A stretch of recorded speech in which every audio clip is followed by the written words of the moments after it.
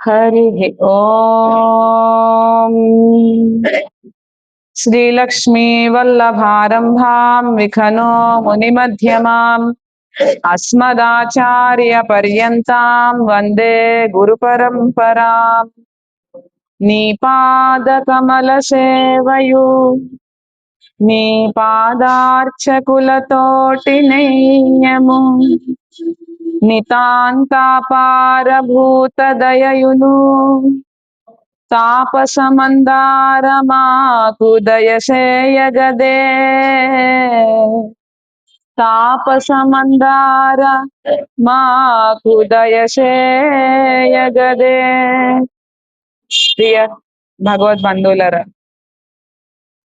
ధనుర్మాస వ్రత కార్యక్రమాలలో భాగంగా ప్రతిరోజు మనం అమ్మవారు చెప్పిన పాసురాలను అనుసంధానం చేసుకుంటూ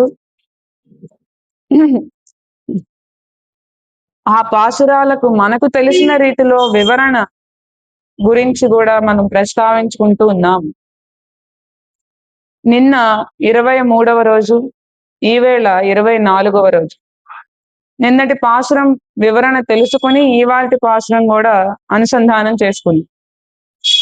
23వ పాసురంలో అమ్మ ఏం చెప్తోంది? కృష్ణయ్య నిద్ర లేవాలి అని చెప్పి వీరు సకల ప్రయత్నాలు చేస్తూ ఉన్నారు కదా. ఆ ప్రయత్నాలలో భాగంగా నిన్న ఏం చేశారు వీరు? నిన్న మరి కృష్ణయ్య లేచాడా అనేది కూడా మనం తెలుసుకుందాం. మారి మలై ముళంగిల్ మన్ని కిడందురంగం சீரிய சிங்கமறி விரித்து தீ விழித்து வேறு மயிர் பொங்க வெப்பாடும் பேருந்ததறி மூரினி மெரிந்து முழங்கி புறப்பட்டு போதருமா போலே நீ பூவை பூவண்ணா உன் கோயில் நின்றங்கனே போந்தருளி கோப்புடைய சீரிய சிங்காசனத்திரிந்து யாம் வந்து காரியமாராயந்தருளேலோரெம்பாவாய். மாரி மலை முழங்கில் మన్ని కిడందురంగం. వర్షాకాలములో పర్వతము యొక్క గుహలో నిశ్చలముగా పరుండి నిద్రించుచున్న శౌర్యము గల సింహము అంటున్నారు. మామూలుగా వర్షాకాలంలో జంతువులు, మనుషులైతే అన్ని చోట్లకి వాళ్ళ పనులకి ఎటువంటి ఆటంకము ఉండదు కాబట్టి తిరుగుతూ ఉండుంటారు. కానీ జంతువులు, ప్రకృతిలో ఉన్న ప్రతి ప్రాణి కూడా వర్షాకాలంలో కాస్త తక్కువ పని చేయడానికి ఇష్టపడుతుంటారు. త్వరగా పనులు ముగించుకొని త్వరగా ఇంటికి వెళ్ళాలి, ఇంటికి చేరాలి అనుకుంటారు. ఎప్పుడు మళ్ళీ వర్షం వస్తుందో, ఎప్పుడు మళ్ళీ ఇబ్బంది పడతామో అన్నట్లు ఉంటుంది కదా. అలా ఇక్కడ వర్షాకాలంలో పర్వత గుహలో పడుకుని ఉన్న నిశ్చలముగా నిద్రించుచున్న శౌర్యము గల సింహము అని చెప్తున్నారు. ఆవిడ మనకి నేషనల్ జియోగ్రఫీ ఛానల్లో చూపిస్తారు కదా, పెద్ద పెద్ద గుహల్లో సింహాలు నిద్రించుతూ ఉండడం. అది కళ్ళకు కట్టినట్టు చెప్తోంది ఈవిడ. వర్షాకాలంలో ఎలా ఏం జరుగుతుంది అనేది చెప్తోంది. వర్షాకాలంలో సింహము ఒక పర్వత గుహలో ఉంది, నిశ్చలముగా నిద్రించుచూ ఉన్నది అని చెప్తోంది. అలా నిద్రించుచూ ఉన్న సింహము తెలివి తెచ్చుకుని అంటోంది. ఏం తెలివి తెచ్చుకోవాలి, ఎవరు ఈ సింహము అనేది మనం తర్వాత తెలుసుకుందాం. ముందు అసలు ఆ సింహం ఎలా అయితే ఉంటుందో అలా ఉన్నారట ఒకరు. ఆయనను నిద్రలెమ్మని అడుగుతున్నారు వీరు. ఆయన ఎవరో మనందరికీ తెలుసు. ఎవరాయన? శ్రీకృష్ణుడు. మొన్నటి దాకా నిన్న ఏం చెప్తూ ఉన్నావిడ? నీవు ఎలా లేవాలి అంటే నీ కనులు ఎలా తెరవాలి అనేది కూడా చెప్పి ఉన్నది ఆవిడ. ఎలా అయితే మంజిరాలలో మువ్వలలో ఉన్న ఆ మువ్వలు ఎలా అయితే చిన్న గీత ఎలా ఉంటుందో అలా నిర్మలంగా తెరవాలి నీవు కళ్ళు అని చెప్పింది. ఇవాల్టి పాశురంలో ఇంకా నిద్ర లేవలేదు అనుకుంటాను ఆయన, ఇంకా యోగ నిద్రలోనే ఉన్నారు. ఎవరు? కృష్ణుడు. ఈయన ఇలా లేచేలా లేరు, మనం ఇంకో విధంగా మనం ప్రయత్నిద్దామని చెప్పి ఇవాల్టి పాశురంలో ఏం చెప్తోంది? వర్షాకాలములో పర్వత గుహలలో నిద్రించుతున్న సింహమా నిద్రలే అని చెప్తోంది. పర్వతంలో ఎందుకు ఉన్నాడు? ఈ గుహ ఏమిటి, ఈ వర్షాకాలం ఏమిటి అనేది ముందు తెలుసుకోవాలి. మామూలుగా వర్షాకాలంలో ఉన్న సింహాన్ని పోల్చింది అనుకుంటే ఈయన శౌర్య పరాక్రమాలలో సింహము వంటి వాడు అని చెప్తూ ఉంది. మరి సింహముతో ఒక భగవంతుణ్ణి పోల్చవచ్చా అంటే ఎందుకు పోల్చకూడదు? తామర పువ్వుల వంటి కనులు గలవాడు అని చెప్తూ ఉన్నాం. అలానే అందరినీ ఆకర్షించే గుణము కలవాడు అని చెప్తున్నాం. అసలు కృష్ణ అంటే అర్థం ఏంటో తెలుసా అండి మనకి? కృష్ణ అంటే కృష్ అంటే ఆకర్షణ శక్తి గలవాడు అని, ఆకర్షించువాడు అని. ఎవరిని ఆకర్షిస్తాడు? అందరినీ ఆకర్షిస్తాడు. అందరి యోగక్షేమం నేను చూసుకుంటాను అని చెప్పి అందరినీ ఆకర్షించే గుణము కలవాడే భగవంతుడు. కానీ ఎవరెవరైతే ఆకర్షిస్తూ ఉన్నారో వారు మాత్రమే ఉద్ధరింపబడుతూ ఉన్నారు. మిగిలిన వారు మరలా మరలా మరలా మరలా జన్మలు ఎత్తుతూ ఉన్నారు అని మనకి భగవద్గీతలో చెప్తాడు శ్రీకృష్ణుడు. ఈ వర్షాకాలం ఏంటి, ఈ పర్వత గుహ ఏమిటి అంటే జగత్తు అంతా కూడా సృష్టించేది ఎవరు? పరమాత్మ. ఆ జగత్తుని మొత్తం లయం చేసుకునేవారు ఎవరు? పరమాత్మే. ఆయనే 3 రకాలుగా ఉన్నారు అని చెప్తున్నారు. బ్రహ్మ, విష్ణు, మహేశ్వరుల రూపంలో 3 అంశాలుగా ఒక్క పరమాత్మ ఉన్నాడు. ఆ 3 వేరు కాదు, 3 ఒక్కరే అనేది చెప్తున్నారు ఇక్కడ మనకి. అలా ఈ 3 రూపంలో ఉన్న ఈ పరమాత్మ ఎవరైతే ఉన్నారో ఆయన సృష్టిని ముందు తనలో ఆలోచించుకుంటారట. ఆలోచించుకున్న తర్వాత బ్రహ్మకి ఇలా చేయాలి అని చెప్తారట. ఆ చెప్పిన తర్వాత ఈ బ్రహ్మ ఎప్పుడైతే సృష్టి కార్యాన్ని మొదలుపెట్టి అందరినీ కూడా సృష్టి చేస్తూ ఉంటాడో వారందరినీ కూడా లయబద్ధంగా వారు ఎలా ఉండాలి, శివుడు ఆజ్ఞ లేనిదే చీమైనా కుట్టదు అంటారు కదా. ఆయన ఆజ్ఞ ప్రకారం నడిచే విధంగా శివుడి రూపంలో ఆయన ఆజ్ఞాపిస్తూ ఉంటారట.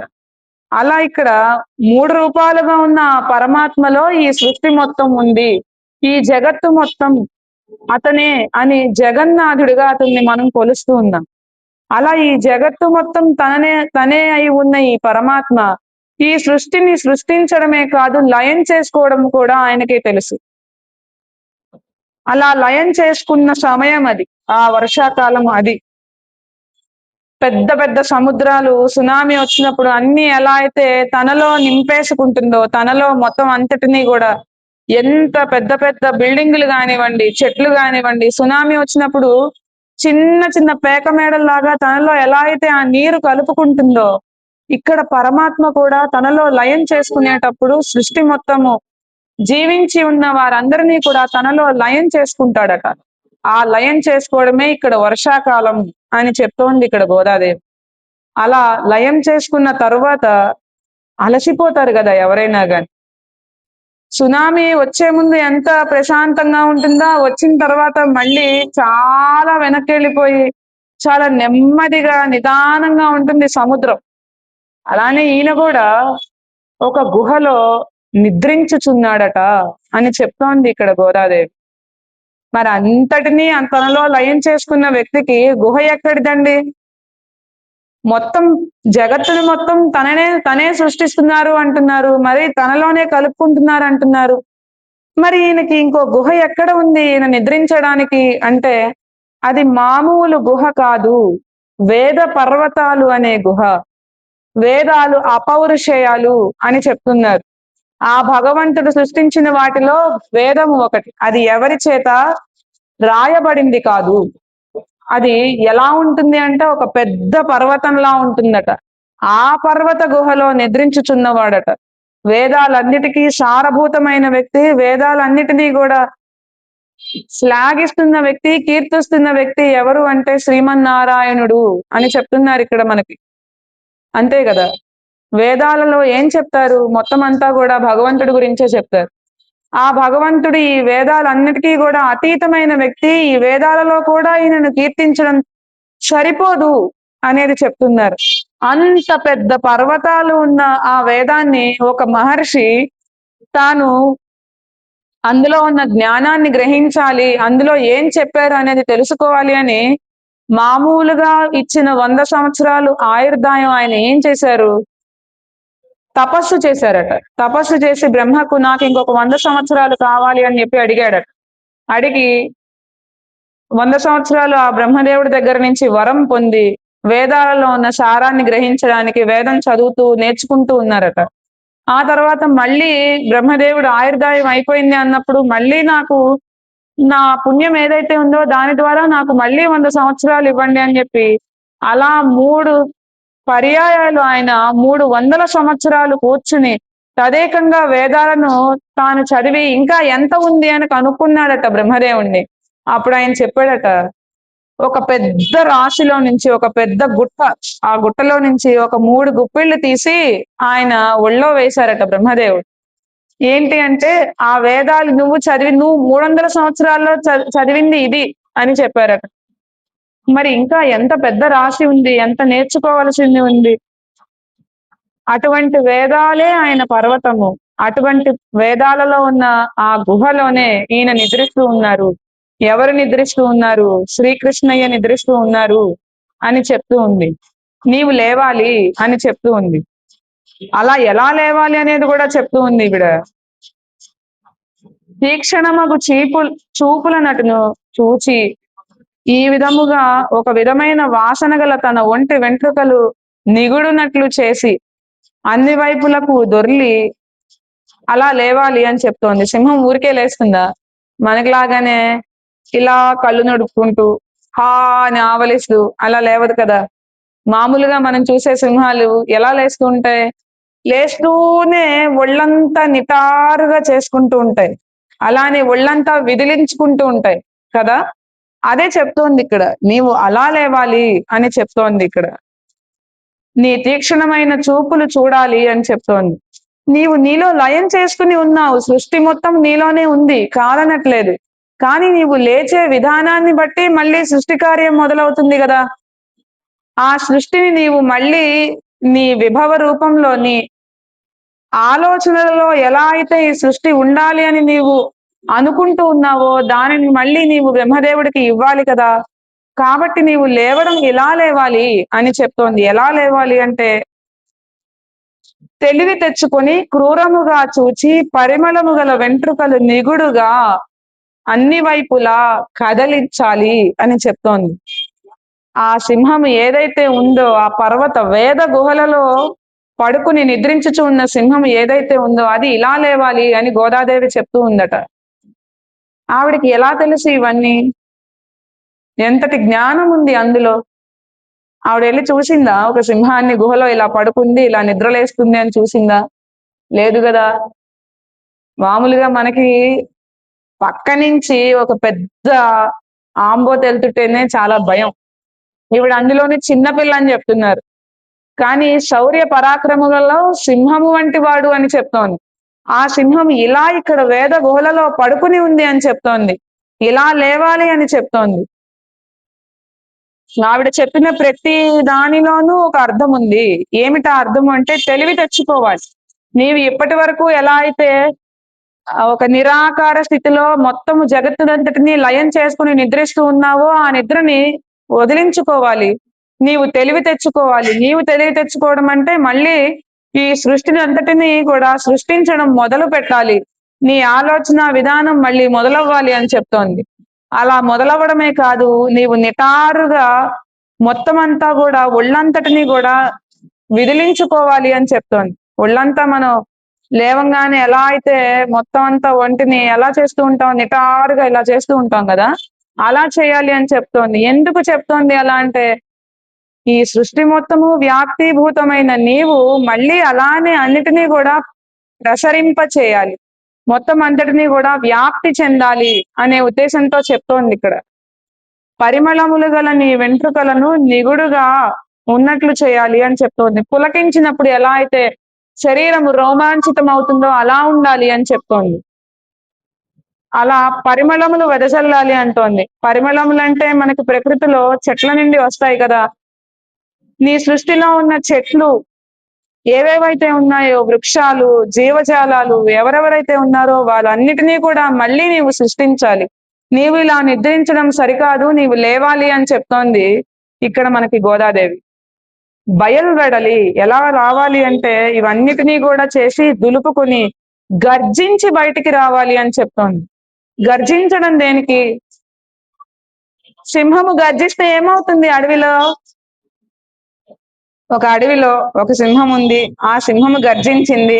ఆ గర్జించిన మేర ఆ శబ్దం ఆ శబ్ద తరంగాలు ఎంత మేర అయితే వెళ్తాయో అంత మేర కూడా అక్కడ ఉన్న పక్షులు కానివ్వండి, జంతువులు కానివ్వండి, రెడ్ అలర్ట్ ప్రకటిస్తాయి వాటంతట అవే. 144 సెక్షన్ సింహం మృగరాజు గారు వేయించేస్తున్నారు, మనం జాగ్రత్తగా ఉండాలి అని ఎలా అయితే చెప్పినట్లు ఆ సింహ గర్జన ఉంటుందో, ఇక్కడ కూడా ఈ సింహము అయిన శ్రీకృష్ణుణ్ణి కూడా నీవు గర్జించాలి అని చెప్తోంది గోదాదేవి. గర్జించి బయటకు రావాలి కృష్ణ అని చెప్తోంది.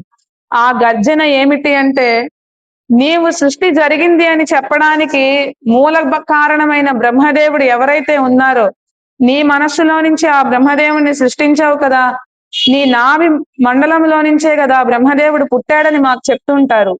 అలా ఆయనకి నీవు ఆ వేదాలలో ఉన్న సారాన్ని తెలియజేసి సృష్టి ఇలా జరగాలి, ఇలా చేయాలి అనే విషయాన్ని ఆయనకి నీవు బోధించాలి. ఆ బోధనే ఇక్కడ గర్జన అని చెప్తోంది గోదాదేవి. సింహము లేవడం, తెలివి తెచ్చుకోవడం, అలానే గర్జించడం, నీవు ఇలా రోమాలు నిక్కపొడుచుకునేలాగా నిటారుగా ఉండాలి అని చెప్పడం, ఇవన్నిటినీ కూడా ఆ సృష్టి ఎలా జరుగుతోంది, ఆ భగవంతుడు ఒక్కడి నుంచి అనేకములైన జీవులు ఎలా వస్తూ ఉన్నాయి అనే విషయాన్ని కూలంకషంగా చెప్తోంది మనకి గోదాదేవి ఇవాల్టి పాసురంలో. ఒక స్పీసీస్ ఉంది అంటే ఒక రకమైన జాతి ఉన్నది. ఆ జాతి మరలా మరలా మరలా మరలా మార్పు చెందుతూ చెందుతూ అనేక విధములైన జాతులు ఎలా అయితే పుట్టుకొస్తూ ఉన్నాయో, అలానే ఒక్కడుగా ఉన్న భగవంతుడి దగ్గర నుంచి ఇన్ని వేల కోట్ల జీవరాశులు, 84 లక్షల జీవరాశులు అంటారు మనకి. ఆ 84 లక్షల జీవరాశులన్నిటినీ కూడా సృష్టించే శక్తి ఇతనిలో ఉంది. ఆ శక్తిని నీవు తెలుసుకోవాలి అని చెప్తోంది. ఆ తెలుసుకున్న తర్వాత నీవు బ్రహ్మదేవుడికి ఆ జ్ఞానాన్ని అందించాలి అని చెప్తోంది. బ్రహ్మదేవుడికి వేద శాస్త్రముల జ్ఞానం ఆ శ్రీమన్నారాయణుడు ఇచ్చాడు అనేది తెలియజేస్తుంది. ఆ గర్జనే ఈ జ్ఞానము. అలాంటి జ్ఞానము బ్రహ్మదేవుడికి ఇవ్వాలి నీవు, అందుకని నీవు గర్జించాలి అని చెప్తోంది గోదాదేవి. అలా గర్జించి బయటకు రావాలి అని చెప్తోంది. గానుగ పువ్వు వంటి ఛాయ గలవాడా అంటోంది. అంటే అవిసె పువ్వు, అవిసె గింజలు ఎలా ఉంటాయి, బ్రౌనిష్ కలర్ లో ఉంటాయి. సింహం కూడా అలానే ఉంటుంది ఇంచుమించుగా. అవిసె పూల రంగులో ఉన్న సింహము కలవాడా లేవాలి అని చెప్తోంది. అంటే సృష్టి జరిగేటప్పుడు అలా ఉన్నావు నీవు అని చెప్తోంది. అంటే కృష్ణుడు మాత్రం అలా లేడు. కృష్ణుడు ఎలా ఉంటాడు మనకు తెలుసు కదా, నీలమేఘ ఛాయ ఆయనది. సృష్టి జరిగేటప్పుడు ఆ శ్రీమన్నారాయణుడు ఎలా ఉన్నాడో ఆ విషయాన్ని ఇక్కడ చెప్తూ ఉంది. నీ భవనము నుండి ఇట్లే వేంచేసి మనోహరమగు సన్నివేశము గల శ్రేష్టమైన సింహాసనమున కూర్చుండి మేము వచ్చిన కార్యమేదో పరిశీలించవయా అంటోంది. నీవు ఇలా రావాలి బయటకు. సింహం ఎలా అయితే గుహలో నుంచి తను ఒళ్ళు విరుచుకుని గర్జించి బయటకు ఎలా అయితే వస్తుందో, ఆ సింహనాదము విన్న వ్యక్తి ఎవరైనా గాని చాలా నిబద్ధతగా ఎలా అయితే ఉంటారో అలా మేమందరం ఉన్నాము, నీవు రావాలి కృష్ణ అని చెప్తోంది. అలా వచ్చి నీవు ఈ సింహాసనాన్ని అధిష్ఠించాలి. నీవు లేచానంటే కుదరదు, నీవు వచ్చి ఈ సింహాసనాన్ని అధిష్ఠించాలి. అలా అధిష్ఠించిన తర్వాత మేము వచ్చిన కార్యం ఏమిటో నీవు చూడాలి అని చెప్తోంది. ఊరికే నీవు లేచావు సింహగతిన రావాలి అని చెప్పట్లేదు. ఇక్కడ 4 రకాల గతులు ఉంటాయట. సింహగతి, శార్దూల గతి, అశ్వగతి, వృషభ గతి. ఏంటా గతులు అంటే నడవడిక, నడవడం. సామజవర గమన అని పాటలో ఏనుగు ఎలా అయితే నడుస్తూ ఉంటుందో, హంస నడక ఎలా అయితే ఉంటుందో అలా నీవు నడుస్తున్నావని ఎలా అయితే మనకి పాటలో ఉందో, అలానే ఇక్కడ సింహగతి, శార్దూల గతి అని, వృషభ గతి, అశ్వగతి అని 4 రకాల గతులు ఉంటాయట. ఇక్కడ సింహగతిలో ఈయన రావాలి అని చెప్తోంది. సింహం ఎలా నడుస్తుంది? చాలా పరాక్రమముగా నడుస్తుంది. సింహము మెల్లగా అడుగులో అడుగు వేసుకుంటూ వస్తుంది. అలా అడుగులో అడుగు వేసుకుంటూ వస్తున్నా ఆ సింహము వస్తూ ఉన్న ఆ శౌర్యము, ఆ వీరత్వము చూసిన ఏ జంతువైనా సరే భయపడి పారిపోవాల్సిందే కదా. అలానే ఎటువంటి తప్పు చేసిన వారైనా కానీ ఈయనను చూసి మేము తప్పు చేశాము అనే విషయాన్ని గుర్తిస్తారు అనేది చెప్తోంది. ఈ సింహగతిన నీవు రావాలి అని చెప్తూ ఉంది ఇక్కడ మనకి గోదాదేవి. అలా సింహగతిలో నీవు వచ్చి మా ఆంతర్యం ఏమిటో, మేము ఎందుకు వచ్చాము అనేది గ్రహించాలి. నీ సింహాసనం కింద రాజులందరూ కూడా తమ అభిమానం అంతటినీ కూడా విడిచి ఉన్నారు. గుంపులు గుంపులుగా నీ వద్దకు చేరి ఉన్నారు నీ సింహాసనం దగ్గరికి అని నిన్నటి పాసురంలో మనం తెలుసుకున్నాం, 22వ పాసురంలో. అలానే ఈ సింహాసనం దగ్గరికి నీవు రావాలి, నీవు అధిష్ఠించాలి.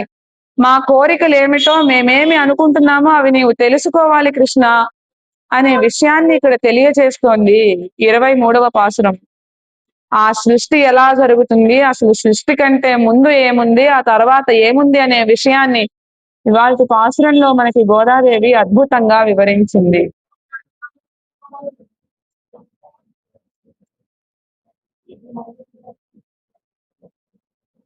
అన్నిటిలోనూ ప్రతి జీవిలోనూ ఆ భగవంతుడే ఉన్నాడు అనే విషయాన్ని తెలుస్తోంది ఇక్కడ, తెలిపేలా చేస్తోంది. సింహంలో కానివ్వండి, వేటిలో కానివ్వండి, ప్రతి జీవి, ప్రాణము ఉన్న ప్రతి జీవిలోనూ భగవంతుడు ఉన్నాడు అనే విషయాన్ని తెలుసుకోవాలి అని చెప్తోంది. అలా తెలుసుకున్నప్పుడు సర్వభూత దయ ఏర్పడుతుంది. అలా ఏర్పడినప్పుడు నిర్వికార స్థితి ఏర్పడుతుంది మనకి. ఒక దానిని చూస్తే అసహ్యం, ఒక దానిని చూస్తే కోపం, ఒక దానిని చూస్తే భయం, ఇలాంటి విషయాలన్నీ కూడా పోతాయి అనే విషయాన్ని తెలియజేస్తుంది. ప్రతి జీవిలోనూ పరమాత్మ ఉన్నాడు అనే విషయాన్ని ఎప్పుడైతే గ్రహిస్తారో వారు ప్రతి జీవిలోనూ పరమాత్మనే చూస్తారు. ఆయననే వీరు ధ్యానిస్తూ ఉంటారు కాబట్టి వారికి ఎటువంటి భయము కలగదు, ఆవేశము కలగదు, కోపము కలగదు. అది ఆ విషయాన్ని కూడా ఇక్కడ నిర్వికార స్థితిని తెలియజేస్తోంది మనకి గోదాదేవి ఇవాల్టి పాసురంలో. అలా వీళ్ళు నిద్ర లేవమని అడిగారు, ఆయన ఇంకా లేవలే. ఇవాళ కూడా శ్రీకృష్ణుడి దయ వీరికి లేదనుకుంటాను, ఆయన ఇంకా నిద్ర లేవలేదు.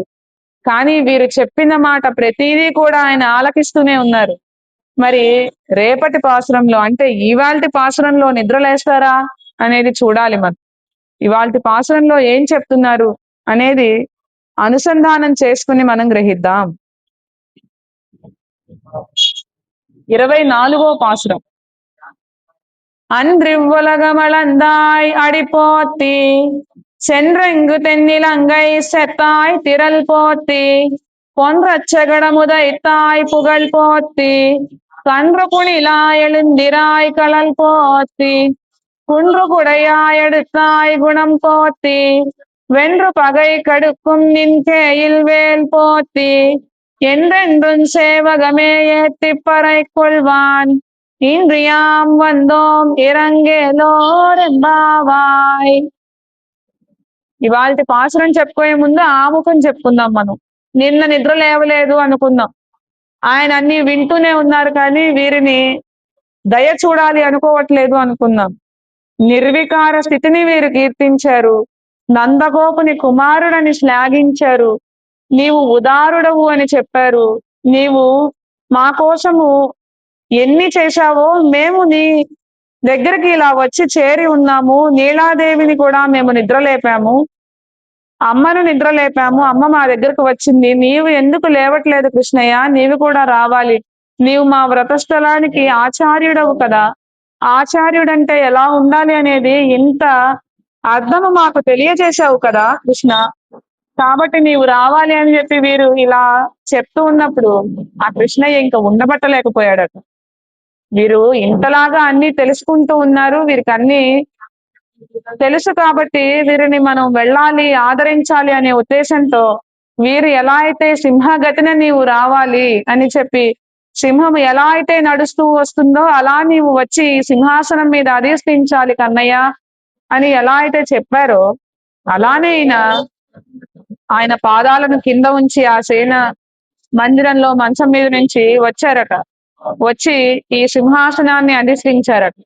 అలా అధిష్ఠించిన తర్వాత మామూలుగా రాజులు కదండి, వారి ఇష్టం వచ్చినట్లు చాలా వైభవంగా కూర్చుంటూ ఉంటారు, చాలా ఆయనకి ఎలా కావాలంటే అలా కూర్చుంటూ ఉంటారు కదా. అలా ఈయన ఒక కాలు కింద ఉంచి ఇంకొక కాలు తన తొడపై ఉంచి కూర్చుని ఉన్నారట.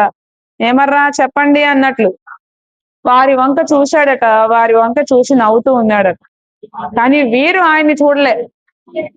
ఇప్పటిదాకా నీవు రావాలి, నిన్ను చూడాలి, మా వ్రతంలో నీవు మాకు ఆచార్యుడవు, మాకు ఈ వ్రతం చేయాలి అనే ఉద్దేశంతో నీ దగ్గరికి వచ్చాము కృష్ణయ్య అని చెప్పారు కదా. కానీ ఈయన మాత్రం చూడలేదట. ఈయనని వీరు చూడలేదు. మరి ఏం చూశారు వీరు అంటే ఆయన పాదాలను చూశారట. ఒక పాదమేమో అతను పీఠం మీద ఉంచాడు, ఇంకొక పాదాన్ని తొడ మీద ఉంచాడు కదా, ఆ పాదాన్ని చూశారట. అలా ఆ పాదాన్ని చూసినప్పుడు కందిపోయినట్లు కనిపించింది వీరు. అయ్యో మా కోసం ఆ పాదాలను అలానే వచ్చేసావా ఏమీ వేసుకోకుండా అని చెప్పి వీరి మనసు చాలా బాధపడింది. మేము సింహగతిని రమ్మన్నాం కదా అని చెప్పి మా కోరిక తీర్చాలని నీవు అలానే సింహం ఎలా అయితే నడుస్తుందో అలానే వచ్చేసావా కన్నయ్య అని చెప్పి వీళ్ళు ఆయన పాదము చూసి కందిపోయి ఉన్నది అని గ్రహించారు. గ్రహించి అండ్రి ఉలగమలందాయ్ అడిపోతి అన్నారు. ఈ లోకమును కొలిచిన మీ యొక్క పాదములకు మంగళము అని చెప్తున్నారు. కందిపోయిన పాదం ఉంది, అయ్యయ్యో మా కోసం నీవు ఏమి అసలు నేను చెప్పులేసుకోవాలి, పాదరక్షలు ధరించాలి అనే ఆలోచన లేకుండా నీవు మా కోసం వచ్చేసావా కన్నయ్య అని చెప్పి ఆయన పాదం కందిపోయి ఉన్నది అని గ్రహించి వెంటనే వచ్చి నీ పాదములు ఏవైతే ఉన్నాయో వాటికి మంగళం పాడుతున్నాం మేము. మంగళము అంటే ఏంటి? మంగళహారతులు ఇస్తూ ఉంటారు మనకి. మంచి జరగాలి, శుభము జరగాలి అనే ఉద్దేశంతో మంగళం పాడతాం. మనకి హారతి ఇచ్చేటప్పుడు కూడా ఎటువంటి చెడు దృష్టి ఉండకూడదు అని చెప్పి ఆచార్యులు హారతిస్తారు. అలానే మనకి పుట్టినరోజు అప్పుడు కానివ్వండి, పెళ్లి రోజు అప్పుడు కానివ్వండి, ఆడపడుచుని రండి అని చెప్పి ఆడపడుచులని పిలుస్తారు. పిలిచి మంగళహారతి పాడమ్మా అని చెప్తారు. ఎందుకు? వారికి డబ్బులు ఇవ్వడానికి కాదు, డబ్బులు ఇవ్వాలని కాదు, వారు కోరుకుంటే, ఆడపిల్ల మంచి కోరుకుంటే ఆ కుటుంబం అంతా బాగుంటుంది అనే ఉద్దేశంతో ఆమెకు సంతృప్తికరంగా ఉండేలాగా ఏదైనా ఇవ్వండి మీరు. ఆవిడకి మీరు పువ్వులు ఇచ్చినా, పసుపు కుంకుమ ఇచ్చినా, పళ్ళు ఇచ్చినా, డబ్బులు ఇచ్చినా, ఏది ఇచ్చినా పర్వాలేదు. ఆ మన తృప్తి కొరది మనం ఇస్తాం, కానీ అది ఇవ్వాలి అనే ఉద్దేశంతో ఈ మంగళహారతులు పెట్టలేదు. ఈ మంగళహారతి ఎందుకు పాడతారు అంటే మంచి జరగాలి, బాగుండాలి, ఎటువంటి చెడు దృష్టి ఉండకూడదు అని. అందుకని ఇక్కడ స్వామికి కూడా వీరు మంగళం పాడుతున్నారు.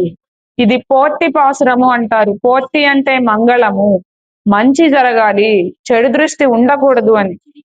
అసలు ఆయన భగవంతుడు కదా, మరి ఈయనకి మంచి జరిగేది ఏమిటి? ఈయనకి చెడు దృష్టి ఏంటి? ఏమో మాకు తెలియదు. మేము అటువంటివన్నీ తెలుసుకుని ఉన్నా కానీ మా మనసు మాత్రం నీకు ఎటువంటి కీడు జరగకూడదు కన్నయ్య అనే ఆలోచన ఇస్తుంది. అందుకని ఆచార్యులు కూడా ప్రతి ఒక్కరు వచ్చిన ప్రతి ఒక్కరికి కూడా హారతి ఇస్తూ ఉంటారు భగవంతుడికి.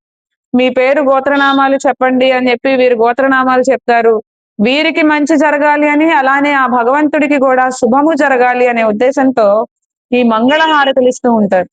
అలా ఇక్కడ పెరిగి లోకములను కొలిచిన వాడైన ఈ త్రివిక్రముడు ఎవరైతే ఉన్నారో ఆ బలి చక్రవర్తి తల మీద నీ కాలు మోపావు, అలానే పైకి ఒక కాలును చాచావు కదా, ఎంత అలసిపోయి ఉంటావు, నీ కాళ్ళు ఎంత నొప్పెట్టి ఉంటాయి, ఆ నొప్పి మొత్తం పోవాలి, చీచీ తూతూ అని చెప్పి ఎలా అయితే మనం దృష్టి తీస్తామో పిల్లలకి, అలానే ఈయనకు కూడా ఆక్రమించి దేవతలను పీడింపగా అంతను వాని వద్ద నుండి దానం అడిగిన ఓ త్రివిక్రమావతారా నీకు మంగళము, నీ పాదములకు మంగళము అని చెప్పి ఈయన పాదాలకి మంగళం పాడారట.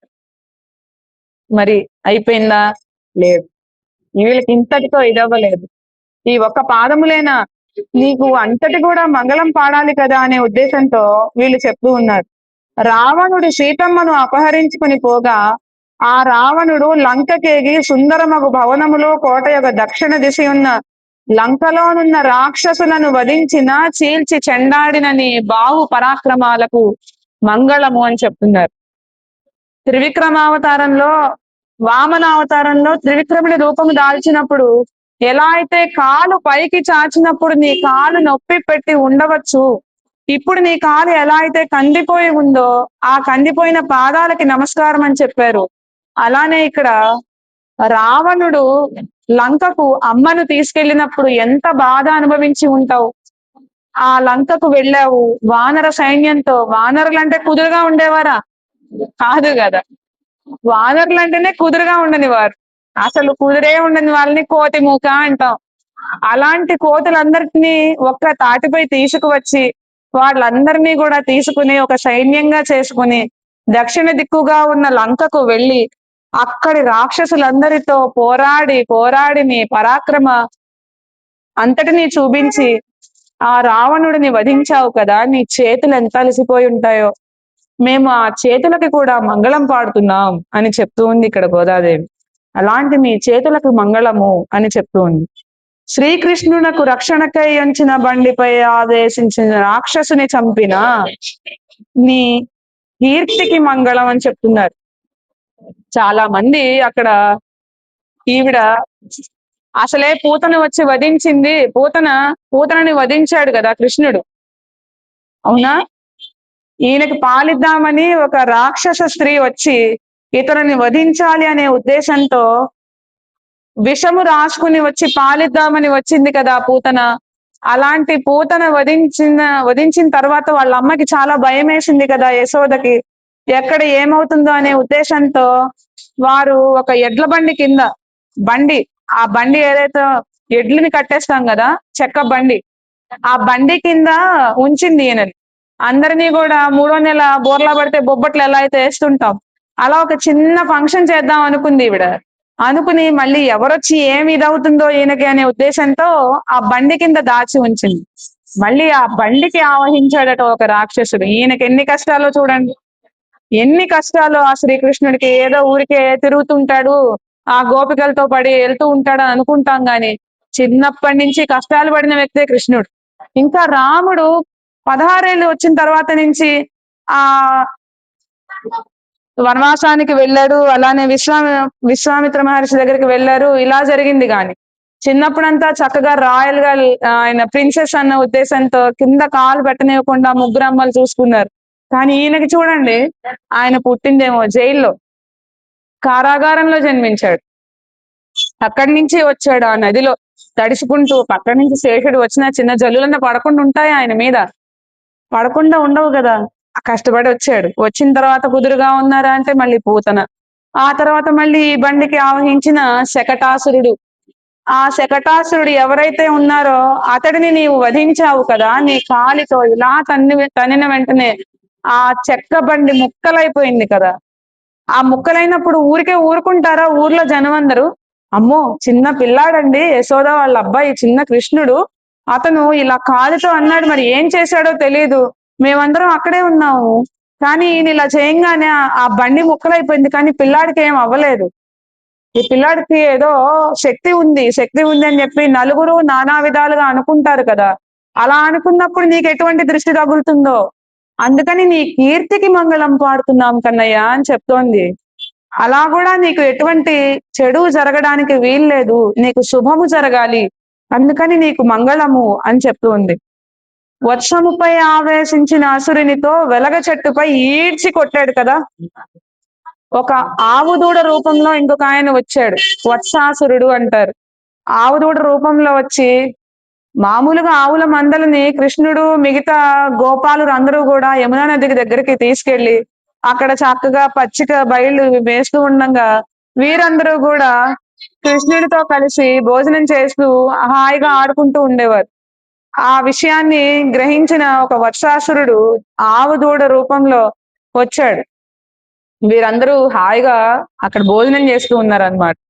ఎలా భోజనం చేస్తూ ఉన్నారంటే, జలజాంత స్థిత కర్ణికందిరిగిరా సంగంబులయ్యున్న రేకుల చందంబున కృష్ణునందిరిగిరా కూర్చుండి శిలలున్ పల్లవముల్ దృణంబుల్ లతంబులు కంచంబులుగా చేసి భుజించి రచటన్ గోపార్భకుల్ భూవరా. ఆ రోజు కృష్ణుడితో పాటు మిగతా గోపాలురు, వారితో గోవులు అందరూ కలిసి వెళ్తూ ఉన్నారట. వెళ్ళి యమునా నది ఒడ్డున చక్కగా బాగా పచ్చిక ఎక్కడ పెరిగి ఉందో అక్కడ ఆవులంతటినీ కూడా వదిలేశారు. అవి హాయిగా పచ్చిక మేస్తూ ఉన్నాయి.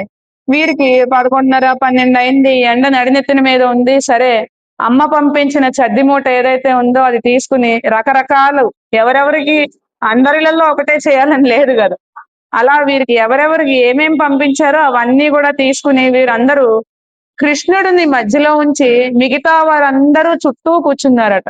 ఎలా అయితే పద్మములో ఉన్న తూడు చుట్టూ రేకులు ఉంటాయో అలా పద్మ రేకులు లాగా ఈ కృష్ణుడిని మధ్యలో ఉంచి వీరందరూ కూడా భోజనం చేస్తూ ఉన్నారు. భోజనం చేయాలంటే మరి కంచాలు కావాలి కదా! వీరేం చేశారు, అక్కడే ఉన్న అక్కడ రకరకాల చెట్లు ఉంటాయి కదా! నది దగ్గర అంటే చాలా సారవంతమైన భూమి కదా!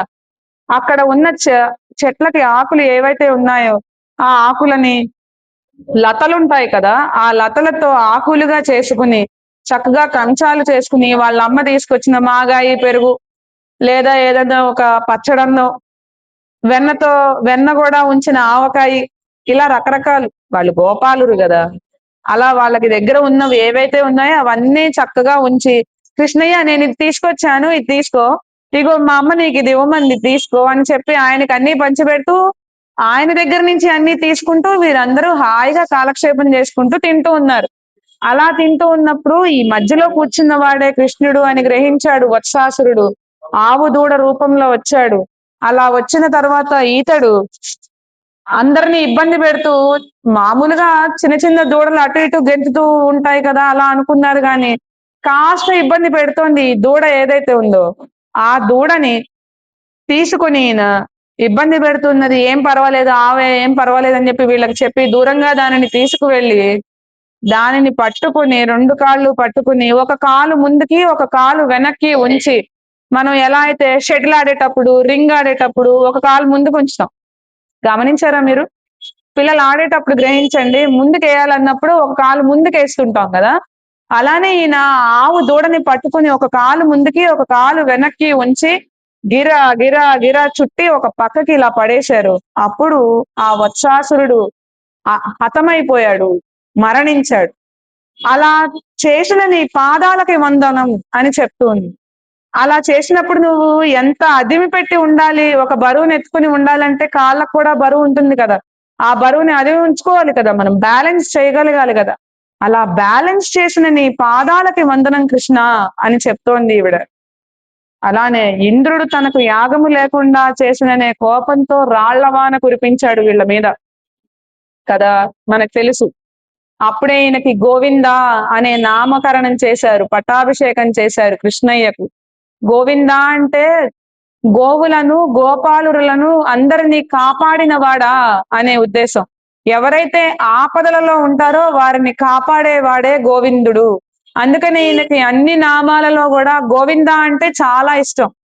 అందుకే మనం తిరుపతి వెళ్ళినప్పుడు కూడా గోవింద గోవింద గోవింద గోవింద అనే నామాన్ని ఎక్కువ వింటూ ఉంటాం.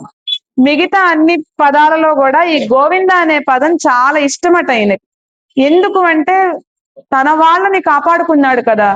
ఎప్పుడు ఈ ఇంద్రుడు రాళ్లవాన కురిపించినప్పుడు ఇంద్రుడికి కాదు చేయవలసింది హోమము, మనము ప్రకృతికి పూజ చేయాలి అనే ఉద్దేశంతో గోవర్ధన పర్వత పూజని చేయించాడు కృష్ణయ్య. ఇంద్రుడికి కొంచెం అహం బయలుదేరింది అనే ఉద్దేశాన్ని గమనించిన వాడు. అలాంటప్పుడు ఆ ఇంద్రుడు నాకు హవిష్యులు పంపించకుండా యజ్ఞ యాగాదులను ఆపేసిన వీరెవరు అని ఆ రేపల్లె మొత్తము రాళ్లవాన కురిపించాడు. అలానే పెద్ద వర్షాన్ని కురిపించాడు. ఆ వర్షం ఎలా ఉంది అంటే మొత్తం అన్ని కూడా కొట్టుకుపోతున్నాయి నీళ్లు. ఆవులు, గేదెలు, పశువులు, మిగతా వారు పిల్ల చెల్ల అందరూ కూడా చాలా ఇబ్బంది పడుతూ ఉన్నారు. అలాంటి స్థితిలో నేనున్నాను అని చెప్పి ఈయన గోవర్ధన పర్వత పూజ చేయించడమే కాదు, చేయించిన తర్వాత వాటిని కాపాడే బాధ్యత కూడా ఈయనే తీసుకుని తన చిన్న వేలు మీద చిటికెన వేలు మీద ఆ పర్వతాన్ని ఎత్తి 21 రోజులు, కొన్ని రోజులని చెప్తారు, అన్ని రోజులు రాత్రింబవళ్ళు ఆయన ఆ వేలు మీద ఆ పర్వతాన్ని ఉంచుకుని అందరినీ కాపాడాడట. అలా కాపాడిన నీ చేతులకి మంగళం పాడుతున్నాము అని చెప్తుంది. ఎంత అలసిపోయి ఉంటావు నీవు. అన్ని రోజులు రాత్రింబవళ్ళు అనే తేడా లేకుండా హాయిగా ఎటువంటి బాధను మాకు కనిపించనీయకుండా చిరునవ్వుతో మమ్మల్ని కాపాడాలి అనే ఉద్దేశంతో నీవు ఇలా చేశావు కదా కృష్ణ. ఆ గోవిందుడు అనే పట్టాభిషేకం చేయించుకున్నావు కదా ఇంద్రుడి ద్వారా. అలాంటి నీ చేతికి మేము మంగళం పాడుతున్నాము అని చెప్తూ ఉంది. శత్రువులను సమూలముగా పెకలించి విజయము నార్జించి ఇచ్చడి నీ హస్తమునందలి వేలాయుధమునకు మంగళము అంటుంది. వేలాయుధము అంటే వీరికి బాణం, అదేంటి బల్లెం అనమాట. తెలుసు కదా బల్లెం అంటే ఏంటో. ముందు ముక్కు ఉంటుంది, బల్లెం ఎలా చెప్పాలి, మనకి త్రిశూలం ఉంటుంది కదా, త్రిశూలంలో మధ్య భాగం ఒక్కటే తీసుకుంటే వేలాయుధం. అటువైపు ఇటువైపు ఉండే ఆ వంకులు ఉండేది కాకుండా మధ్యలోది మాత్రమే ఉంటే బల్లెము శూలము అంటారు దాన్ని. అలాంటి బల్లెము ఉన్న ధరించిన నీ హస్తాలకి మంగళం పాడుతున్నాము అని చెప్తుంది. చేతికొక్కటే కాదు, నీ వేలాయుధం ధరించినందుకు కూడా నీకు మంగళం పాడుతున్నాం అంటుంది. శత్రువులను సమూలముగా పెకలించి, ఎవరి శత్రువులు? ఆయనకు వచ్చిన శత్రువులు ఒకటే కాదు, మనలో ఉన్న శత్రువులు ఎవరెవరైతే ఉంటారో, అహంకారము, మమకారము, కామ, క్రోధ, లోభ, మోహ, మద, మత్సరాలనే అరిషడ్ వర్గాలు ఏవైతే ఉంటాయో అవి ఆయన అనుకుంటే తప్ప మనం వాటిని మనంతట మనం ఇంద్రియ నిగ్రహం చేసుకోలేమట. అలాంటి శత్రువులన్నింటినీ కూడా పెకలించి వేయగలిగే, విజయమును ఆర్జించి తీసుకురాగలిగే కెపాసిటీ ఉంది నీ దగ్గర. అలాంటి నీ వేలాయుధమునకు మంగళం పాడుతున్నాం కన్నయ్య అని చెప్తోంది. ఇవాళంతా కూడా ఆయన చేతులకి, ఆయన పాదాలకి, ఆయన కీర్తికి, ఆయన యశస్సుకి, ఆయన వాత్సల్యానికి అన్నిటికీ కూడా మేము మంగళం పాడుతున్నామని చెప్తున్నారు. ఇప్పటిదాకా ఆయన రావాలి, నువ్వు లేవాలి, నిద్ర లేవాలి, నువ్వు ఇలాంటి వాడవు, నువ్వు అలాంటి వాడవు, సింహ గతిన నీవు రావాలి అని ఎలా అయితే కోరుకున్నారో, ఇవాళ మాత్రం ఆయనకి మంగళం పాడారు. ఇవాళ పోర్తి పాసురం అంటారు. ఇవాళ రోజున అందరూ కూడా చక్కగా దేవుడి గుడిలోకి వచ్చి మనం కూడా హారతి ఇవ్వచ్చట. అలా హారతి ఇచ్చే పాసురం ఇది. అందరూ కూడా కలిసి చక్కగా ఈ పాసురాన్ని అనుకుంటూ ఆ కృష్ణయ్యకు ఆ పరమాత్మ అక్కడ ఎవరైతే మనం రాముడు కానివ్వండి, వెంకటేశ్వర స్వామి కానివ్వండి, ఎవరైనా కానివ్వండి, ఏ గుడిలో అయితే ఆ కార్యక్రమం జరుగుతుందో ఆ గుడిలో వారికి చక్కగా హారతిస్తారు. అలా హారతి ఇవ్వడం ద్వారా మనకి కూడా శుభము కలుగుతుంది అని చెప్తున్నారు. ఎందుకు ఈయన చేతులకి ముందు పాదాలకు ఇచ్చింది. మీరు అక్కడ కూడా గమనించండి, మనకి ఒక ఏ అయితే వే ఉందో అది అలవాటు చేస్తుంది. ప్రిన్సిపాలిటీ అంటే ముందు భోజనం చేసేటప్పుడు ఒక విధంగా తినాలి అని చెప్తారు. ఏం చెప్తారు? అన్నము ముందు భగవంతుణ్ణి తలుచుకుని భోజనం చేస్తాం. కానీ చేసేటప్పుడు కూడా ముందే తినాలి? మజ్జిగ తినాలా, పెరుగన్నం తినాలా ముందు? కాదు కదా, కూర అన్నం తినాలి. ఇంకా పచ్చళ్ళు ఉంటే పచ్చడి అన్నం తినాలి. ఆ తర్వాత మళ్ళీ సాంబారో, చారో, రసమో, పప్పు చారో ఏవోటి అవి తినాలి. వీటికి కూడా ఒక ఆర్డర్ ఉంది. ఆ ఆర్డర్ కి తగినట్లే తినాలి. ఎందుకు అంటే త్వరగా అరిగేవి ముందు తినటం వల్ల ప్రయోజనం లేదు. ముందు పప్పు అన్నం తినాలి. ముందు పప్పు ఉంటే పప్పు అన్నం తినాలి. పప్పు అరగడానికి టైం తీసుకుంటుంది, 3 to 4 hours. కాబట్టి ముందు పప్పు అన్నం తినాలి. ఆ తర్వాత కూర ఉంటే కూర అన్నం తినాలి. ఆ తర్వాత లేహ్యము. లేహ్యము అంటే పచ్చడి అన్నం తినాలి. ఆ తర్వాత సాంబారో, పప్పుచారో అవి తినాలి. వీటికి మధ్యలో మనం ఏవైతే భక్ష్యాలు అనుకుంటాం చూసారు, స్వీట్లు, హాట్లు ఉంటాయి చూసారు, కూర పచ్చడి అయిపోయిన తర్వాత అవి తినాలి. అవి తిన్న తర్వాత పప్పుచారు తినాలి. ఆ తర్వాత పెరుగన్నం తినాలి. అలా తిన్న తర్వాత హాయిగా పడుకోవాలి. కాదు, అప్పుడు కూడా ఒక అర్ధగంట కూర్చోవాలి.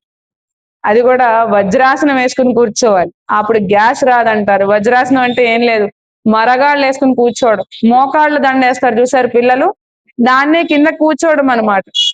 అలా ఒక ఆర్డర్ ఎలా అయితే ఉందో ఇక్కడ హారతికి కూడా ఒక ఆర్డర్ ఉంది. ఊరికే పైనుంచి కిందకి ఇవ్వరండి, కింద నుంచి పైకి ఇస్తారు హారతి. ముందు పాదాలను దర్శించాలి, ఆ తర్వాత చేతులను దర్శించాలి, ఆ తర్వాత భుజములను దర్శించాలి, ఆ తర్వాత అతడి ముఖాన్ని మనం దర్శించాలి అనే ఉద్దేశాన్ని తెలియజేస్తూ ఈవిడ ముందు పాదాలకి మంగళం పాడుతోంది ఇవాల్టి పాసురంలో. అది 2 సార్లు ఇస్తారు కదా, అలా 2 సార్లు ఈవిడ ఒకసారి చేతులు అంది, ఒకసారి ఆ చేతులలో ధరించిన వేలాయుధము ధరించిన చేతులకి అంది.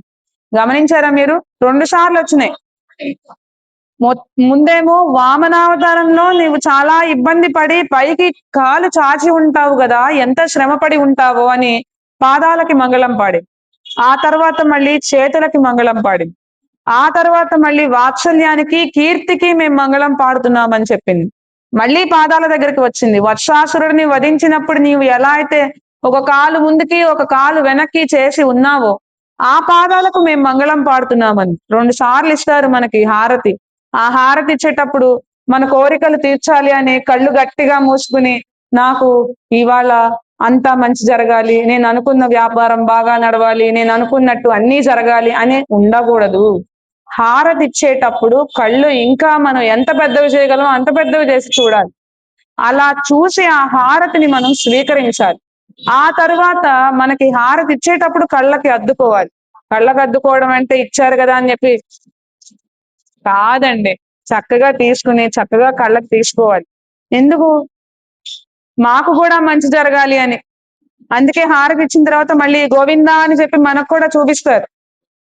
అలా ఆ హారతిని చెప్తోంది ఇవాల్టి పాసురంలో. ఆయన లేవంగానే ఎలా అయితే వీరందరూ సుప్రభాతం చెప్పి హారతిస్తారో, ఇక్కడ ఈయన రాంగానే సింహాసనాన్ని అధిష్ఠించిన వెంటనే వీరికి ఏమీ కనిపించలేదు. ఆయన్ని చూడాలనే ఉద్దేశంతో చూశారు. ఆ పాదము కందిపోయి ఉండడం గమనించి, అయ్యో మా కోసం భక్త సులభుడివై మా కోసం నడుచుకుంటూ వచ్చేసావా కన్నయ్య అని ఆయన పాదాలకి మంగళం పాడుతూ ప్రతిదీ మంగళం పాడారు ఇవాల్టి పాసురంలో మన గోదాదేవి మరియు మిగతా గోపికలందరూ. మాకు పర అనే సాధనాన్ని నీవు ఇవ్వాలి అనే విషయాన్ని మర్చిపోయారు. నిన్నటి పాసురంలో మొన్నటి పాసురంలో మాకు పర అనే సాధనాన్ని ఇచ్చి మా వ్రతాన్ని నీవు బాగా చేయించాలి అన్నారు. వాళ్ళ పాసురంలో అవన్నీ ఏమీ లేవు. ఆయన రాగానే ఆయన పాదాలను చూసి వీరు కుందారు మనసులో. అంటే వీరికి మనసులో బాధ అనిపించింది, మేము రమ్మన్నామని వచ్చేసావు, నీ పాదం కందిపోయింది అని చెప్పి వీరికి అలా అనిపించింది. అందుకని వీరు మంగళం పాడారు ఇవాటి పాసురంలో. మరి రేపు పర అనే సాధనం గురించి మాట్లాడాలి. ఆ వ్రతంలోకి తీసుకు వెళ్ళాలి. మరి ఎలా తీసుకువెళ్తారా, ఏం చేశారు అనేది రేపటి పాసురంలో మనం తెలుసుకుందాం. ఇవాటి పాసురాన్ని అనుసంధానం చేసుకుందాం.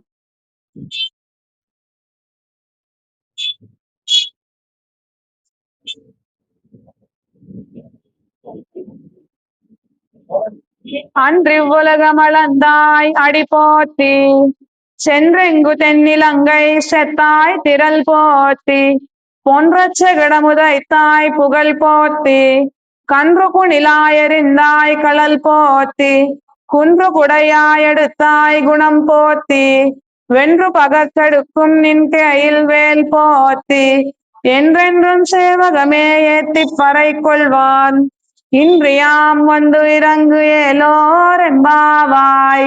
ஆண்டாள் திருவடிகளே சரணம் சரணம் பிரபத்யே.